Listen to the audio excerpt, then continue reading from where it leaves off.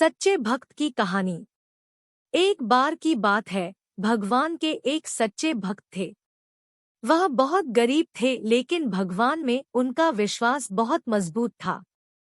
वह हर दिन मंदिर जाते थे और भगवान की पूजा करते थे। एक दिन वह मंदिर से घर जा रहे थे कि रास्ते में कुछ डाकू मिल गए।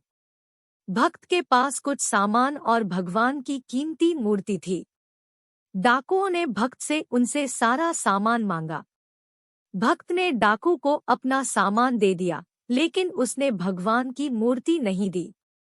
डाकुओं के दबाव डालने पर उन्होंने कहा, मैं भगवान का भक्त हूँ, मैं अपना सामान और अपनी जान दे सकता हूँ, लेकिन मैं भगवान को नहीं छोड़ सकता। डाकू भक्त की बात सुनकर हैरान रह गए। उन्होंने कभी किसी ऐसे व्यक्ति को नहीं देखा था जो भगवान का इतना बड़ा भक्त हो। डाकू ने भक्त से कहा, मैंने अपनी जिंदगी में आपके जैसा भक्त नहीं देखा जो भगवान को देने से अच्छा अपनी जान देना उचित समझता हो। मैं आपको कुछ पैसे दे रहा हूँ, आप इन पैसों से अपना जीवन अच्छे से जी सकते हो। भक्त ने डाकू के पैसे लेने से मना कर दिया।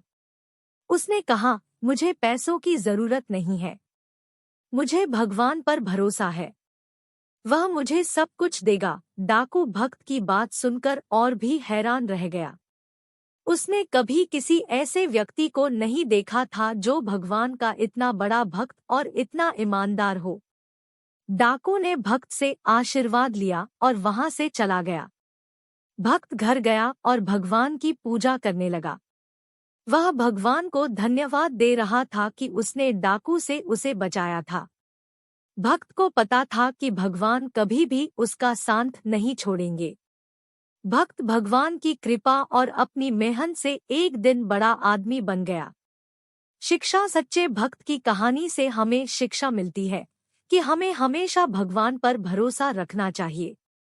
चाहे कितनी भी मुश्किलें आ जाएं, हमें कभी भी भगवान पर भरोसा नहीं छोड़ना चाहिए।